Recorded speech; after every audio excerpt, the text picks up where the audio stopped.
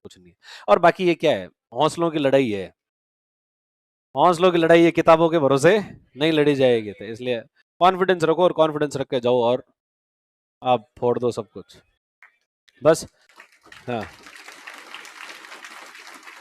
अब एग्जाम में क्या क्या ध्यान रखना है तुमको वो तो तुम्हें पता ही है क्या क्या ध्यान रखना है एग्जाम में। देखो एक तो एग्जाम की जगह ज्यादा लोड नहीं लेना, सिंपल एग्जाम है, कोई बहुत बड़ी जो है तोप है नहीं। आरपीएससी है क्या, नहीं, लप्पू सा तो नहीं कहूंगा मैं, लेकिन लप्पू से तो अच्छा है, मतलब ऐसे आरपीएस संवैधानिक संस्था है, अपने इस तरह के शब्दों का प्रयोग नहीं करेंगे। लेकिन मतलब पर एग्जाम जो है इतना बहुत ज्यादा डिफिकल्ट एग्जाम है नहीं जितना माहौल बना हुआ है और तुम्हें लग रहा है कंपटीशन है, कोई कंपटीशन नहीं है। ठीक है, जैसी तुम्हारी हालत है बाकियों की उससे बुरी है। कंपटीशन को ऐसे दूर कर लो कि भाई साहब अपन अगर परेशानी में है तो बाकी तो भाई साहब फिर है ही नहीं, वो रेस में ही नहीं है, वो उससे बहुत बहुत दूर ही खत्म हो चुके हैं। बस अपन को जो है वो अपने इस आत्मविश्वास को बढ़ाते बढ़ाते वहां तक ले जाना है, और वो 3 घंटे जो है वो ढंग से निकाल देने, और वो 3 घंटे अगर अपन आराम से निकाल दिए तो फिर कोई बड़ी दिक्कत आने वाली।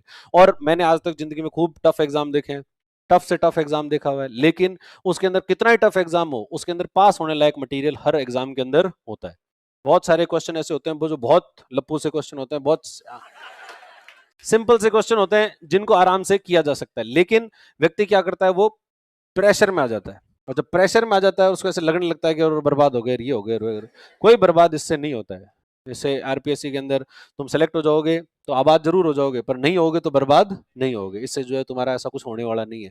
तो इसलिए आराम, और सेलेक्ट होना बहुत आराम से हो जाता है, मतलब इसके लिए क्योंकि बहुत ज्यादा इंटेलिजेंस की जरूरत नहीं होती, बस सिंपल आराम से व्यक्ति नॉर्मल नॉर्मल रहकर चले कि इस प्रेशर के अंदर व्यक्ति नॉर्मल रहकर चल ले तो जो नॉर्मल रहकर चलेगा उसका सिलेक्शन हो जाएगा। वो 3 घंटे भी तुम अगर नॉर्मल सिर्फ अपना लॉजिक लॉजिक ही लगाते रहे ना, कई लोग तो यार अपन को तो और कुछ नहीं आती है, मैथ्स रीजनिंग आती है, और इसने भी मैथ्स नहीं आती, रीजनिंग आती है, बस पूरे पेपर को ये समझो कि रीजनिंग का ही पेपर है।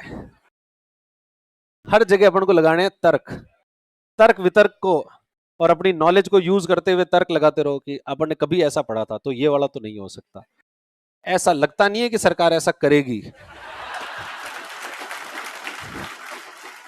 अगर मैं होता सरकार में क्योंकि मैं ऐसा करता ना यार, बैठ नहीं रहा यार, ये ऐसा थोड़ी होता है, ये नहीं हो सकता, ये वाला ऑप्शन, तो इस तरीके से ऑप्शन डिलीट करोगे और तुम, मैं कह रहा हूँ सही अगर लॉजिक लगाओगे ना तुम वास्तव में सही आंसर तक पहुंच जाओगे।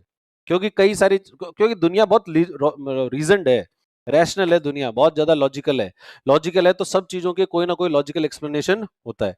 तो अगर तुमने उसका लॉजिकल एक्सप्लेनेशन ढूंढ लिया कि हाँ ऐसा हो सकता है, और एक बहुत ज्यादा उठपटांग बात है, जैसे कई होते हैं ना एक्सट्रीमिस्ट स्टेटमेंट होते हैं, कि जैसे अपन ने वो इसमें करते हैं, एक क्वेश्चन था कि अगले डिजिटल पेमेंट से यूपीआई से क्या लाभ होगा, तो उसके अंदर एक ऑप्शन दिया हुआ था कि अगले 20 साल के अंदर यूपीआई जो है वो कैश को पूर्ण रूप से खत्म कर देगा। तो तुम पूर्ण रूप से खत्म कर देगा मतलब कोई कैश यूज ही नहीं करेगा, नोट यूज कर ले तो कर ले, तो कर ही सकता है यार, इसमें क्या है। तो फिर ऐसा थोड़ी होता होगा, नहीं होता, तो ये क्वेश्चन गलत, ये क्वेश्चन जो है वो गलत। या फिर कि भाई ऐसे इस तरीके के जो एक्सट्रीमिस्ट स्टेटमेंट होते हैं वो एक्सट्रीमिस्ट स्टेटमेंट्स सामान्यतया गलत होते हैं, तो उनको गलत मान ही लेना कि भाई हाँ ये ऐसा, क्योंकि इस संसार के अंदर मतलब अतिवाद नहीं चलता है, हर चीज के कुछ ना कुछ अपवाद हैं, अतिवाद नहीं है अपवाद है। तो अपवाद सब चीजों के होते हैं, तो ऐसे एक्सट्रीमिस्ट स्टेटमेंट के ऐसा हमेशा ही होता है, उसने हमेशा ही ऐसा किया था, या फिर कोई हिस्ट्री का क्वेश्चन है कि उसके राज में ऐसा कुछ नहीं देखा गया कि उस गुप्त काल के अंदर दास प्रथा पूर्ण रूप से खत्म हो गई थी। पूर्ण रूप से खत्म कैसे हो सकता, किसी ने बना लिया हो, किसी को क्या पता। अब ये भाई हिस्ट्री तुम खुद जाके देख के आए थे क्या कि भाई पूर्ण रूप से खत्म हो गई थी, तो कैसे कह सकते हो कि पूर्ण रूप से खत्म हो गई थी। तो पूर्ण रूप तो अपने आप में शब्द गलत है, तो आप उनको तो पूर्ण रूप से हिस्ट्री पता ही नहीं है, थोड़ी बहुत पता है, उसका थोड़ा बहुत आप बात कर रहे हो, तो भाई साहब पूर्ण रूप की क्या बातें कर दी आपने, तो इसको करो कैंसिल। ऐसे स्टेटमेंट जो होते हैं वो क्या होते हैं, वो गलत होते हैं, तो ऐसे स्टेटमेंट को अपने को लोड लेना ही नहीं है। और अगर पेपर इजी आ जाए, अगर पेपर टफ आ जाए तो ज्यादा लोड नहीं लेना है कि वो अपना बहुत ज्यादा टफ आ गया, बहुत ज्यादा टफ आ गया, क्या होता है ये कैसे पूछ लिया यार, आरपीएससी ने, हद होती है, ये भी आदमी याद रखे क्या, तो वो याद नहीं रखना है भाई। अगर ऐसे उठपटांग क्वेश्चन आते हैं तो वो होते हैं छोड़ने के, उठपटांग क्वेश्चन आते हैं तो वो होते हैं छोड़ने के, मतलब बिल्कुल ही, मतलब तुम्हारे कहीं दूर दूर तक हवा नहीं निकली, और तुमको यार अपने हवा नहीं लग रही, बाकियों के पसीने ही आ रहे हैं फिर। तो इसका मतलब है कि भाई वो अगर अपन इतने टाइम से पढ़ रहे हैं और अपने अगर उससे एनकाउंटर नहीं हुआ है ऐसी किसी चीज से, नहीं हुआ है, तो इसका मतलब बाकियों का भी एनकाउंटर नहीं हुआ है। और बाकी अगर किसी एक आधे आदमी को ऐसा कोई क्वेश्चन आता भी है तो फिर उसको वही आता है, उसको फिर वही आता है कि ये उसकी जिंदगियां बर्बाद है, कि उसने अपनी जिंदगी में यही याद रखा। तो अब ऐसे अब बहुत सारे फैक्ट हैं, कहीं पर फैक्ट को थोड़ा बहुत चेंज कर दे तो फैक्ट चेंज कर दे तो कर दे उसका। मतलब अब ऐसे क्वेश्चन जो है कई बार नहीं किए जा सकते, या बिल्कुल जो हवा नहीं लगी तो उसको भी छोड़ दो, ऐसे क्वेश्चन पर ज्यादा लोड लेने की जरूरत नहीं है। जहां पर तुम्हें ऐसे मन की आवाज आए कि नहीं यार इसका आंसर ये होगा, होगा मतलब होगा, मन की आवाज सुनो और मन की आवाज से आंसर लगो। जहां ऐसे 50-50%, 60-40 होता है कि दो ऑप्शन तो अपन को पता लग गया ये तो गलत है, दो ऑप्शन है इनमें से कोई एक हो सकता है। जहां चारों ही ऑप्शन का कुछ पता ही नहीं लग रहा, हवा ही नहीं लग रही है, वहां भी तुमको नहीं मेरे मन की आवाज आ रही है, अरे नहीं आ रही है। मूर्ख आदमी, मन की मत सुन, दिमाग की सुन। चारों का इतना पता नहीं कहां लगा रहा है इसमें कि नहीं हर चौथा क्वेश्चन सी होता है। ऐसा नहीं होता है, हर चौथे क्वेश्चन का आंसर सी नहीं होता है। तो उसका आंसर जो अपन को नहीं लगाने हैं, ऐसी चीजों के आंसर नहीं लगाने जिनके अपन को ऐसा लगता है कि हाँ ये वाले हो सकते हैं, उनके आंसर तो लगाने। मतलब ऐसा भी नहीं हो जाए कि एक्यूरेसी एक्यूरेसी के चक्कर में व्यक्ति इतना कि भाई वो अटेम्प्ट ही नहीं करके आए उतना। कई लोगों के साथ में ये भी दिक्कत हो जाती है कि वो उतना अटेम्प्ट ही नहीं करके आते हैं, बाद में आके कहते हैं साहब मैंने 60 क्वेश्चन अटेम्प्ट किए थे, मेरे 58 सही है। हाँ फिर सिलेक्शन तो तेरा तो भी नहीं हो रहा, क्या करेगा इस एक्यूरेसी का? तो ढंग के क्वेश्चन तो अटेम्प्ट करके आता। तो अब उसमें से और तू कह रहा है कि 60 में से 58 सही है, वो तो अभी आरपीएससी बताएगी कितने सही है और कितने गलत है। फिर आएगा कि नहीं नहीं नहीं वो मुझे तो लगा था सही है, फिर बाद में 10 एक गलत और हो गए, 10 एक गलत हो गए तो आगे बढ़ बाहर। तो इसलिए सफिशिएंट नंबर जो है वो सफिशिएंट नंबर पे अटेम्प्ट किया जाना चाहिए। मतलब एक कुछ लोग तो होते हैं जो कि पूरे ही करते हैं, पूरे ही खेलते हैं कि भाई अपन तो 150 के 150, और 150 तो उसमें भी तो वो भी एक स्ट्रेटजी है। तो खेल खेलने के कई तरीके होते हैं ना, तो वो भी एक स्ट्रेटजी होती है। कुछ लोग तो कहते हैं कि अब आओ और नहीं आओ सब लगाएंगे अपन तो सब लगाएंगे तो कुछ ना कुछ तो सही होगा ही, सही होने के जो है वो चांसेस बनी जाएंगे। तो अब कुछ लोगों को वैसा है और कुछ लोग जो है वो एक्यूरेसी पे ध्यान देते हैं, और जो एक्यूरेसी पे ध्यान देते हैं तो पर उसमें ये दिक्कत है, सब लगा रहे हो तब तो देखो कोई दिक्कत नहीं है। एक्यूरेसी पे ध्यान दे रहे हो तो कम से कम अटेम्प्ट मत कर देना भाई, जितने मिनिमम रिक्वायरमेंट है कि भाई इतने 100 100 125 तो कम से कम करो ही, 100 125 क्वेश्चन तो अटेम्प्ट करो। तब जाकर आपको ऐसा लगेगा कि हाँ कुछ गलत भी हो जाए तो हो जाए तो भी दिक्कत नहीं है, क्योंकि कुछ गलत तो आरपीएससी वैसे गलत मान लेगी, सही होते हुए भी मान लेगी। तो अपन एरर लेके चलें, जैसे अपन होता है ना हर चीज के अंदर मानते हैं कि इतनी तो एरर है, इंक्लूजन एक्सक्लूजन की एरर है, तो सब चीजों में एरर है तो कुछ थोड़ी बहुत आरपीएससी की भी एरर हो जाएगी, तो एरर के अंदर उन चीजों को हटा दिया। तो एरर मार्जिन अपने पास में होना चाहिए, तो उतना एरर मार्जिन लेके चल लो और उससे काम जो है वो बन जाएगा। और तो क्या होता है, और ढंग से सो, नींद लेना बहुत जरूरी है।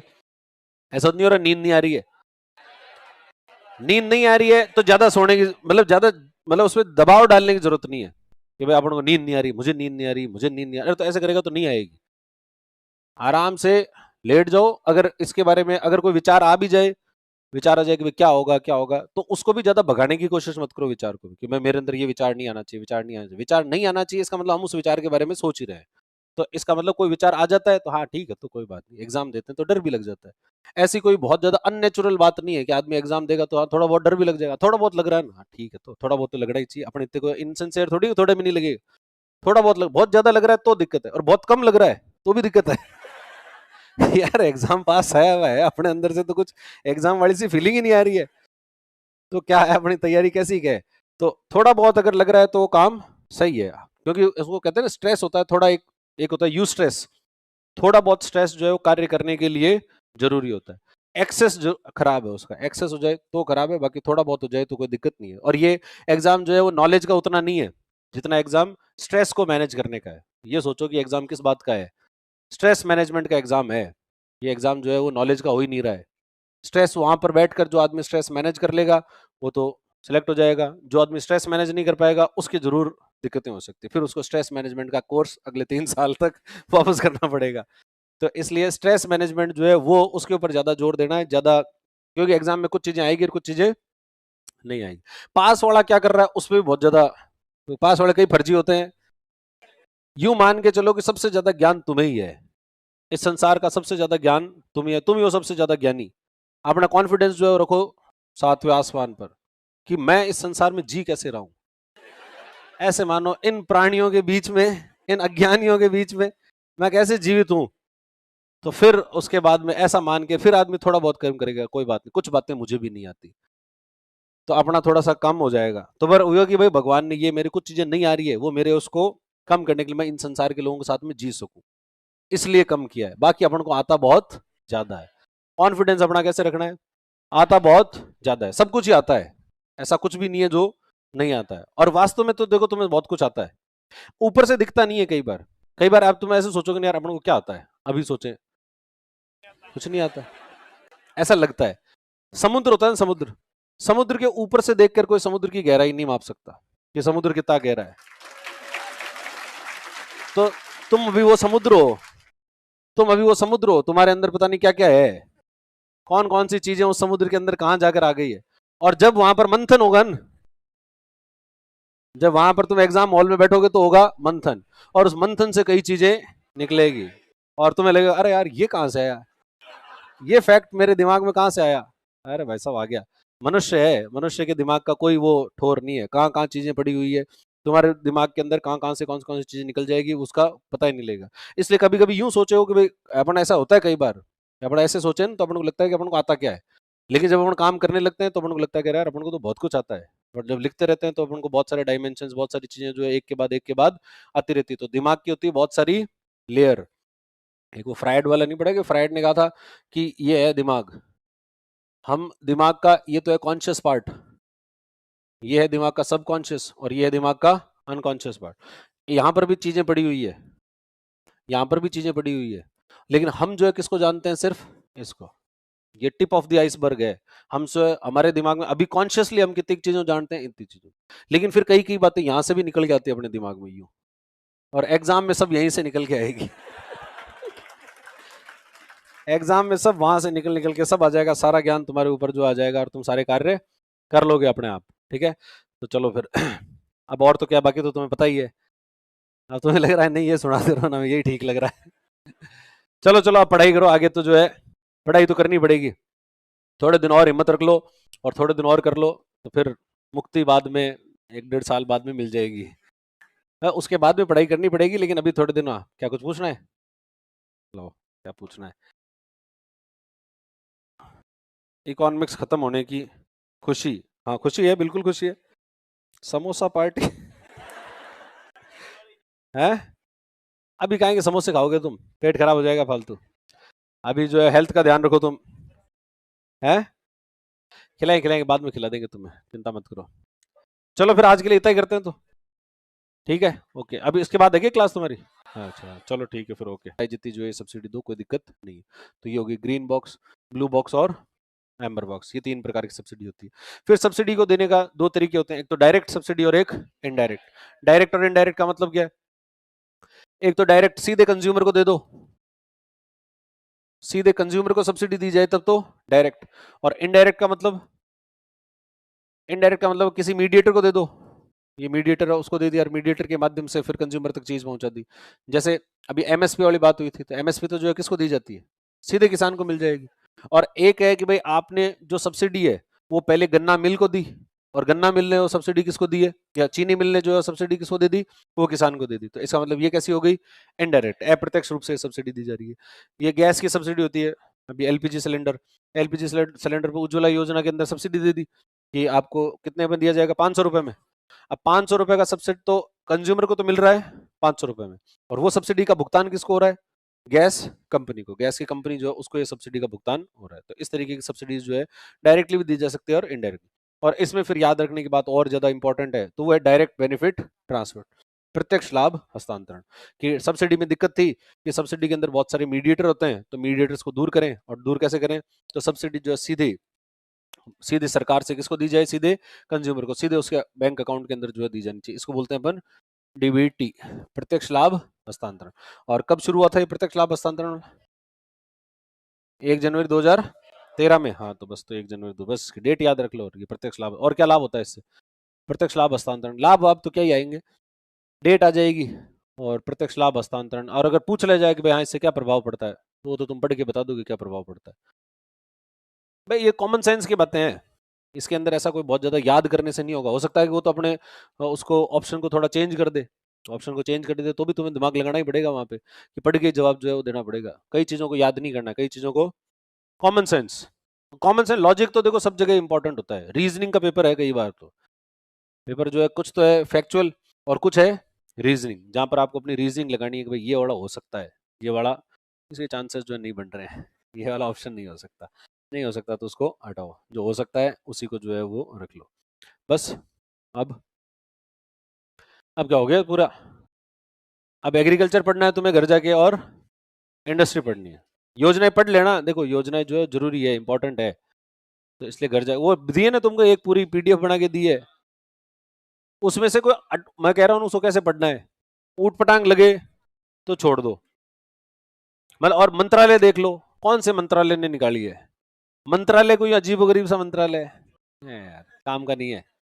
मंत्रालय महत्वपूर्ण है, वित्त मंत्रालय की है, कृषि मंत्रालय की है, तो ये मंत्रालय महत्वपूर्ण है, ऐसे मंत्रालयों की तो देखनी है और बाकी वालों की छोड़ देनी है। और ऐसी जो कि बार बार न्यूज में आती रहती है, जिनके बारे में ज्यादा चर्चा सुनी हुई है वो तो करनी है, और जिनके बारे में नहीं चर्चा सुनी वो नहीं करनी, फिर अगला जो पूछेगा वो तब की तब देखी जाएगी।